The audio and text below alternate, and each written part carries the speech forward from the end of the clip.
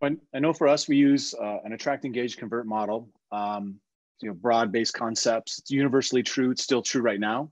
Still trying to attract the right audience, create a great experience for them, and then help them make the next decision, help them take the next step, whatever that may be.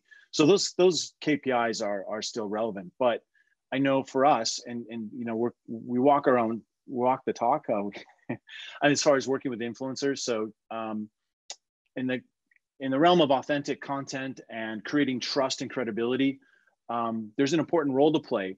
And while it is important to be empathetic with customers, they also are also looking for leadership. They want to be understood, but they also want to feel more confident about what the go forward, what comes next is. And so I think that's an important messaging component that should be part of what we're doing right now.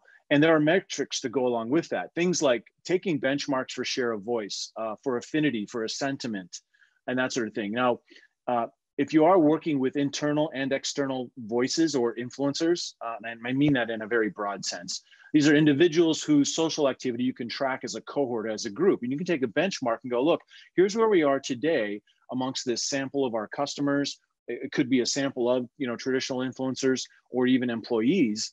And we're taking benchmarks of those in terms of what they're talking about on the social web, and then taking those measurements as we go. And what we're looking for is to increase positive sentiment. We're trying to increase affinity between what our solutions can do in a positive way, right? And the brand.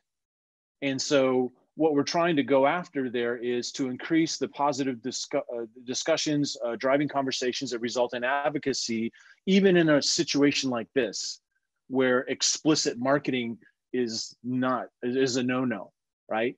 But what is a yes is people talking authentically and organically about the work that they've got to get done, even though it's a little more challenging right now. And I think the metrics that go along with that are really, really important. And they have, they're not as specific as, conversion rate per se for, an asset download or a lead or whatever. Those things are still true, but they are about monitoring conversations around specific groups of people who may represent who you're after or a sample of who you're after.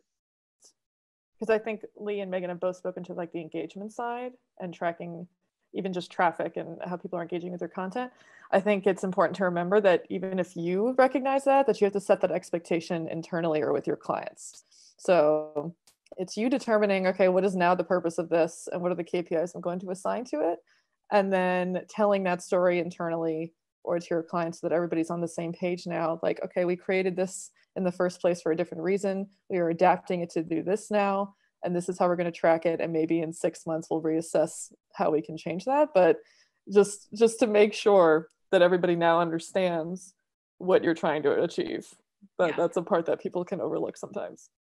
Yeah, agree with all that. I will add one more thing, which is that we're putting more emphasis on like qualitative data than quantitative right now. I mean, we're still collecting all the quantitative data we have, and we're keeping tabs on engagement rate to close rate, all of those things. But when this crisis first hit, our CEO, Brian Halligan, he put out an email address for people to write him about what they're seeing and what they're experiencing.